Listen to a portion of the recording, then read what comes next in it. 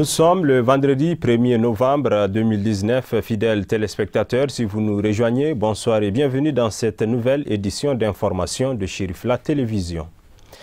Le guide spirituel des Ansar, Seyid Cherif Ousmane Madani Haïdara, a reçu en visite les responsables de Turkish Airlines et du consortium des agences de voyage ce mercredi 30 octobre à Bangoni, Djanguinebougou, en commune 1 du district de Bamako.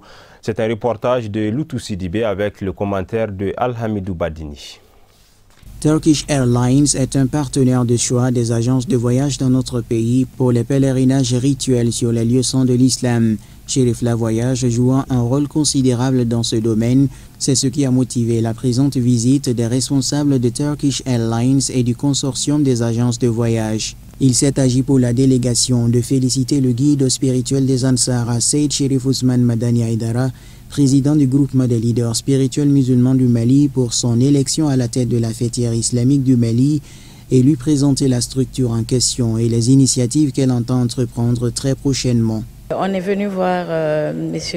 Ousmane Cherif Haïdara pour le féliciter déjà pour son poste pour le Haut Conseil islamique. Et après, avec le consortium Al-Umra et Danaya, nous organisons un éductour en Arabie Saoudite et à Istanbul pour Mawlud. Donc on est venu lui faire la proposition et puis on va inviter quelqu'un de Cherifla pour nous accompagner lors de ce voyage afin qu'il voit les services de Turkish Airlines et Istanbul, la ville d'Istanbul. Nous espérons que l'année prochaine, l'agence Cherifla va rejoindre le consortium et Turkish Airlines, va faire confiance à Turkish Airlines et au consortium pour les voyages sur les lieux saints de l'islam.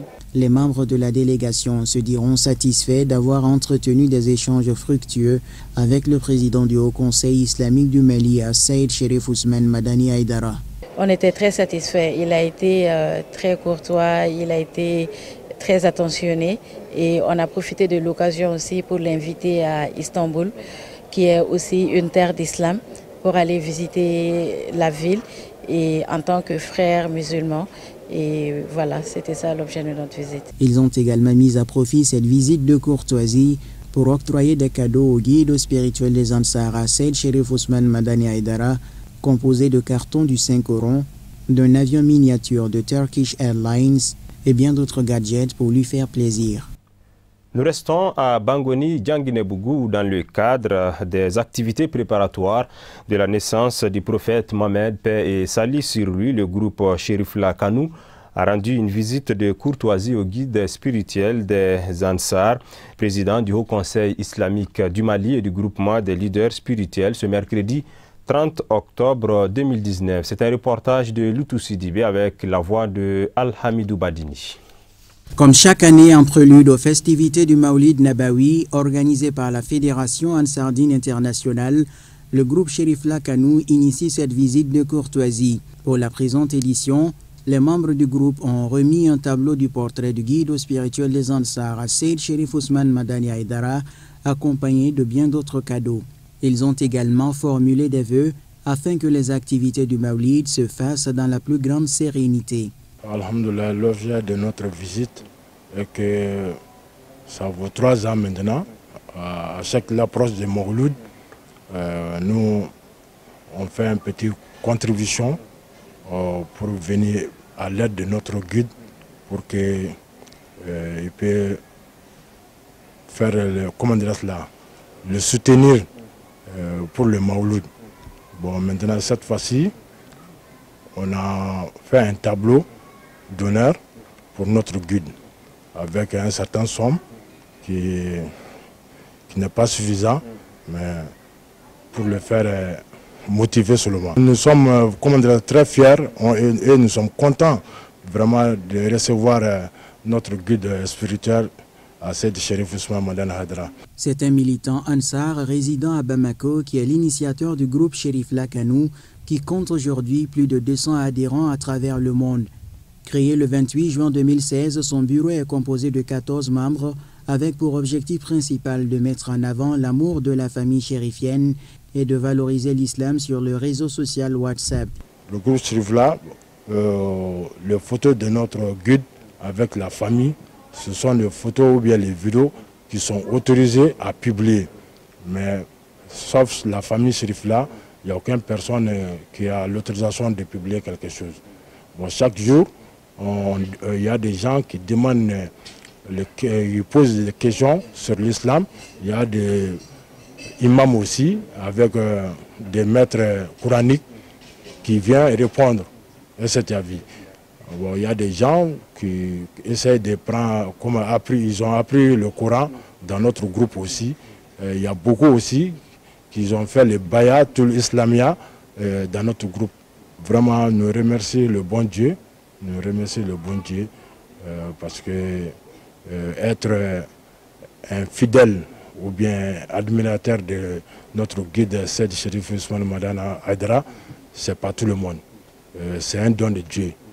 Nous remercions le bon Dieu pour ça. Et on prie Dieu pour qu'il donne longue vie à ce grand monsieur, à ce grand homme, de bonheur, de réussite et de la prospérité. Se réjouissant de cette visite, le président du Haut Conseil islamique du Mali a exprimé sa gratitude à cette heureuse occasion. Des séances de bénédiction ont sanctionné cette cérémonie. Nous restons dans le même registre. L'Assemblée générale extraordinaire de la section des Ansars de Bamako s'est tenue le dimanche 27 octobre 2019 dans la grande mosquée chérifienne à Bangoni-Dianguinébougou, en commune 1 du district de Bamako. Les préparatifs de la Ziyara de Donyumana du Mawlud de 2019 et de la situation financière de l'association étaient les points inscrits à l'ordre du jour. Occasion pour les responsables d'informer les militants de Bamako et environ du programme des deux événements prévus successivement les 3 et 9 novembre prochains et les dispositions qui ont été prises pour la bonne réussite. En outre, les 11 sous-sections qui forment la section des Ansars de Bamako au cours de la rencontre ont été toutes édifiées de leur situation financière. Notons que les sages conseils et bénédictions du guide spirituel des Ansars, Seydi Cherif Ousmane Madani Haïdara, ont mis fin à la rencontre. Autre actualité dans ce journal, la clôture ce jeudi 31 octobre 2019 au Radisson Blu de Bamako de la rencontre de haut niveau sur les réformes électorales au Mali depuis 1992. Pendant 2 jours, acteurs politiques et représentants de la société civile ont tous échangé sur de nouvelles réformes électorales dans notre pays. À l'issue de cette rencontre de 2 jours, plusieurs recommandations ont été faites par les différents participants. La cérémonie était co-présidée par les ministres des réformes institutionnelles chargés des relations avec la société civile et celui de l'administration territoriale et de la décentralisation. Suivons ce reportage avec le commentaire de Moussa Fomba. L'objectif recherché par cette présente rencontre de haut niveau entre acteurs politiques et organisations de la société civile initiée par l'Institut néerlandais pour la démocratie multipartite est d'engager une large concertation pour parvenir à la mise en œuvre d'un pacte national de réforme en vue de renforcer le système électoral au Mali. Nous avons voulu créer cette opportunité, cet espace de débat pour tous les acteurs politiques et de la société civile, de s'asseoir ensemble et dire qu'est-ce qu'il faut, qu'est-ce qui est prioritaire. Parce que si on a 100 propositions et on essaie de les mettre en œuvre tous, on risque de ne rien faire à la fin. Donc qu'est-ce qui est prioritaire pour rendre la crédibilité aux élections? Après 2 jours de réflexion et de discussion, 10 recommandations phares ont été adoptées par les acteurs. Il s'agit entre autres de la création d'un organe indépendant et unique de gestion des élections au Mali, la révision à la hausse du délai entre les 2 tours afin de permettre aux 2 candidats de battre campagne et de mobiliser les acteurs, la promotion des débats entre les candidats avant le premier tour et le deuxième tour de l'élection présidentielle et la distribution des cartes d'électeurs famille par famille. Il ne s'agit pas seulement de réfléchir et dire bon, il faut réformer cela, il faut réformer cela. Encore faut-il qu'on ait dans le pays, qu'on puisse réunir les conditions nécessaires pour faire ces réformes-là. Mais on a constaté qu'il y a des réformes, contrairement à ce que certains pensent, il y a des réformes surtout électorales qui n'ont pas besoin forcément qu'on aille vers une révision de la Constitution. Il s'agit de revoir, de relire certaines lois et de voir avec tous ces acteurs politiques-là notamment ce que chacun peut accepter et ce qui peut convenir au pays pour faire avancer notre démocratie. Bon, donc les recommandations principales que moi je retiens, en tout cas, c'est que tous les acteurs sont d'accord qu'il est important de relire tous les textes relatifs aux élections de façon à les adapter à la situation actuelle. Notre système électoral est bien éprouvé et il est temps, le débat est engagé pour aujourd'hui des réformes dans ce sens-là. Alors nous saluons cette initiative et nous y avons participé pour apporter nos contributions, mais aussi apprendre des perspectives des autres acteurs de la scène politique malienne. C'est réjouissant de la tenue de cette rencontre entre les acteurs politiques et de la société civile sur les réformes électorales au Mali. Le ministre Thiam a rassuré de la disponibilité parfaite de son département pour la tenue d'élections parfaites et de prendre en compte toutes les résolutions issues de cette rencontre. Notre conviction est constante que les textes relatifs aux élections éprouvent des besoins d'adaptation aux réalités du moment. À ce titre, il est évident que les conclusions de vos travaux constitueront un bréviaire pour les acteurs politiques et les forces sociales désireux d'approfondir la réflexion sur les questions électorales. Que tous ici reçoivent notre gratitude pour la réussite de la présente rencontre. Pour ma part, je puis assurer de la disponibilité de mon département à renforcer un partenariat dynamique en vue de l'atteinte d'objectifs communs, à savoir la tenue d'élections libres, fiables et transparentes au Mali. Cette rencontre de 2 jours qui a permis aux différents participants de faire des observations et plusieurs recommandations a été vivement saluée par tous les acteurs. L'actualité sur un tout autre plan suite à la grève les 24-25 novembre, octobre, disons, 2019. Le syndicat national des banques, assurances, établissements financiers, microfinance et commerce SINABEF vient de déposer un autre préavis de grève le 28 octobre dernier pour non-satisfaction de doléances. Les revendications s'articulent autour de 4 points. Il s'agit notamment de la transposition de 2 PV de conciliation, l'INTM, CNPM, gouvernement de 2014 et 2019, l'AMO, le Fonds social et les mutations illégales.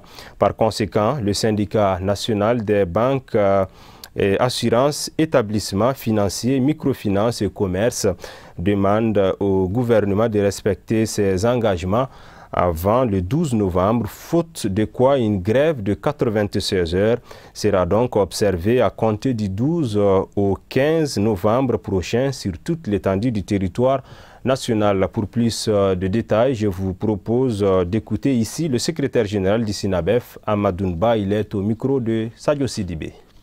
Cette grève fait suite à une demande que nous avons déposée au niveau de notre patronat, ou disons de nos patronats, notamment à l'APBF, Comité des assureurs et les APSFD.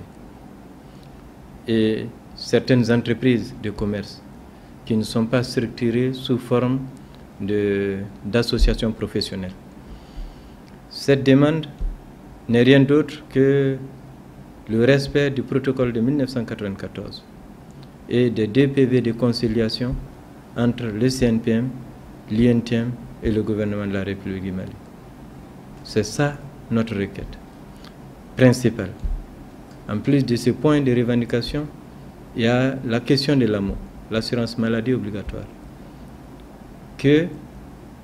une assurance à laquelle nous ne bénéficions pas.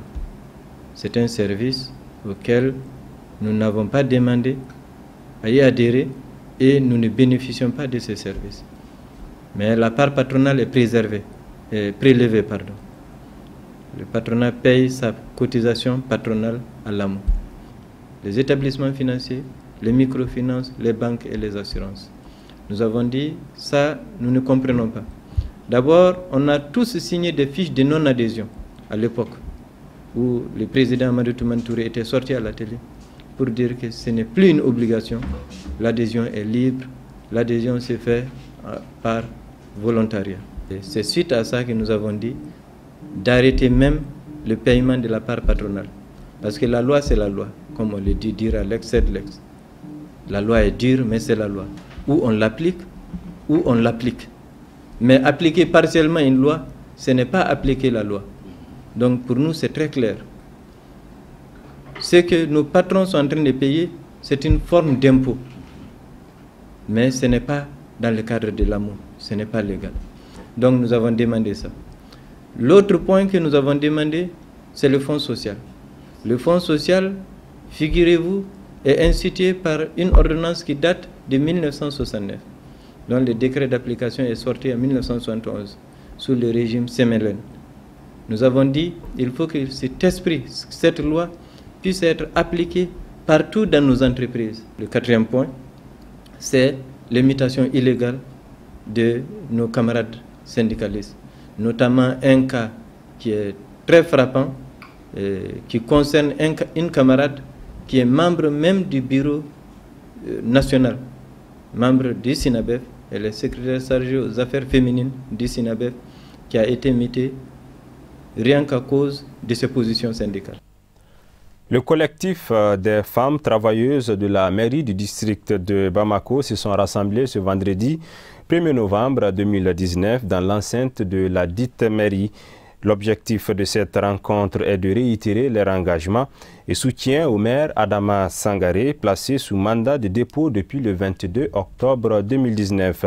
On notait également la participation massive de ses conseillers communaux et des hommes aux côtés des dames. Le compte rendu de Kafouné Batili.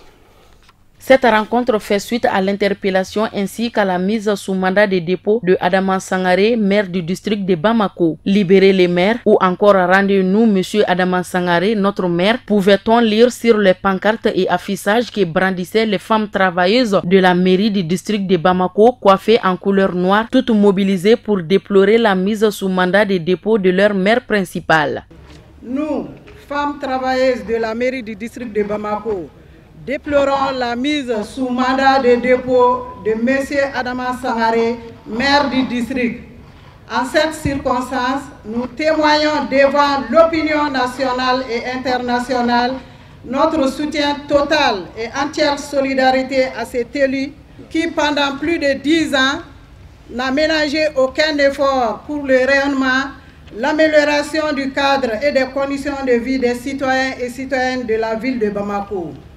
C'est pourquoi nous demandons aux plus hautes autorités de la République du Mali, au cours de cette solennelle assemblée, sa libération.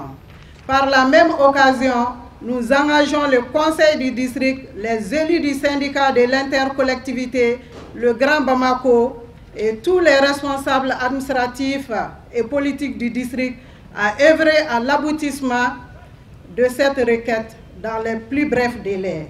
Les collectifs des femmes travailleuses de la mairie du district de Bamako ont remis une motion de soutien au premier adjoint de la mairie du district de Bamako. Henri Makan Keita promet que la motion de soutien arrivera à destination. Il invite les uns et les autres à garder le calme et à faire confiance à la justice malienne. Un seul objectif pour le collectif des femmes travailleuses de la mairie du district de Bamako, la libération du maire Adama Sangaré, et cela dans un bref délai.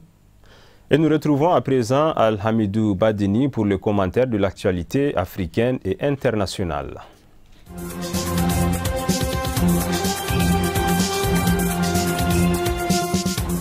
Au Niger, le Premier ministre Brégui Rafini a annoncé mercredi soir à la télévision un dialogue entre pouvoir et opposition en vue d'apaiser le climat politique dans le pays à un an de la présidentielle. À l'ordre du jour, l'organisation des futures élections, la question de la commission électorale ou l'accès équitable aux médias d'État. Depuis 2017, l'opposition refuse de siéger à la commission électorale et conteste le nouveau code électoral adopté en juin au Parlement. Plusieurs tentatives de révision consensuelle ont échoué jusque-là. Suite à l'annonce de ce dialogue, le Front pour la restauration de la démocratie et la défense de la République, où militent les partisans de l'opposant Amma Amadou, a indiqué qu'il demande toujours la libération des prisonniers politiques et la fin du harcèlement contre les membres de l'opposition.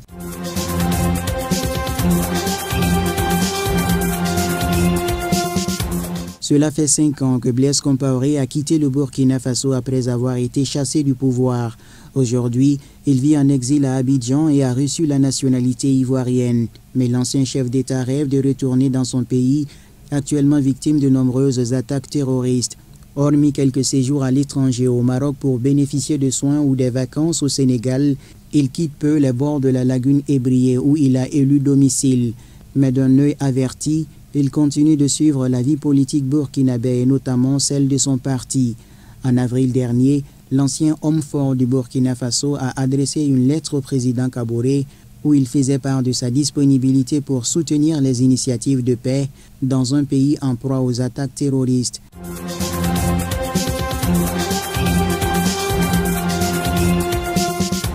Au Bénin, la justice a rendu une ordonnance de non-lieu dans la procédure relative au décès suite aux violences survenues à l'occasion des élections législatives tenues en avril 2018 sans l'opposition. Le juge avait été saisi en juillet par le procureur de la République pour homicide volontaire.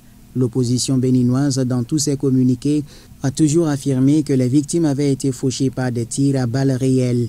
Elle dénonce aussi la proposition de loi d'amnistie générale issue des recommandations du dialogue politique introduite la semaine dernière au Parlement pour vote.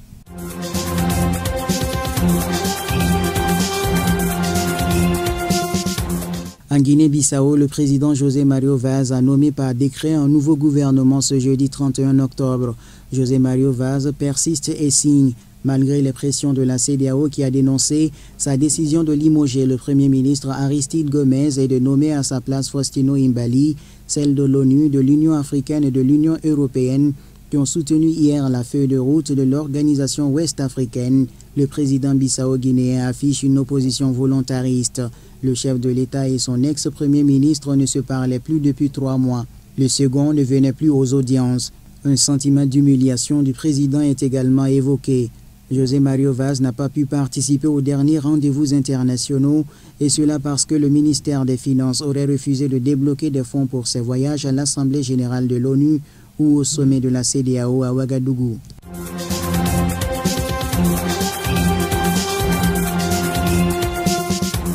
La députée Jainet Kabila, sœur jumelle de l'ex-président congolais, a été élue à la tête de la stratégique commission défense et sécurité de l'Assemblée nationale de la République démocratique du Congo, selon une source parlementaire, renforçant le contrôle de ce secteur par le clan Kabila. 3 postes de président de commission parlementaire sont réservés aux élus de l'opposition. Minés par des divergences, les principales plateformes d'opposition ne se sont pas encore accordées sur une liste commune d'animateurs à proposer, d'après le bureau du rapporteur de la Chambre basse. Déclaré vainqueur de la présidentielle du 30 décembre, le président Tshisekedi dirige la RDC en coalition avec le camp Kabila, majoritaire au Parlement et aux assemblées provinciales.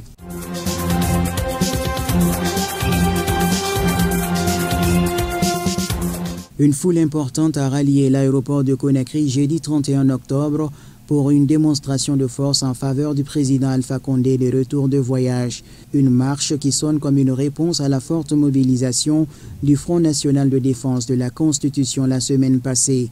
Officiellement, il s'agit de célébrer son retour, mais sur les pancartes, on peut lire « Oui à la nouvelle Constitution, allons au référendum ». On entend parfois « Oui au 3e mandat ». Le président de la République reste et demeure le porte-flambeau de la population guinéenne, estime un militant. Nous voulons une nouvelle constitution, oui à la nouvelle constitution. Alpha Condé est soutenu par le peuple et c'est ce même peuple qui est devant lui aujourd'hui pour dire oui à la nouvelle constitution, oui au référendum, parce que l'heure a sonné, renchérit un sympathisant. L'opposition accuse le gouvernement d'avoir payé pour mobiliser l'administration.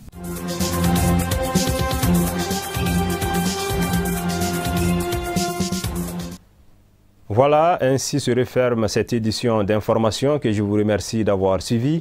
Passez un excellent moment en compagnie des programmes de Chérif La Télévision. Bonsoir.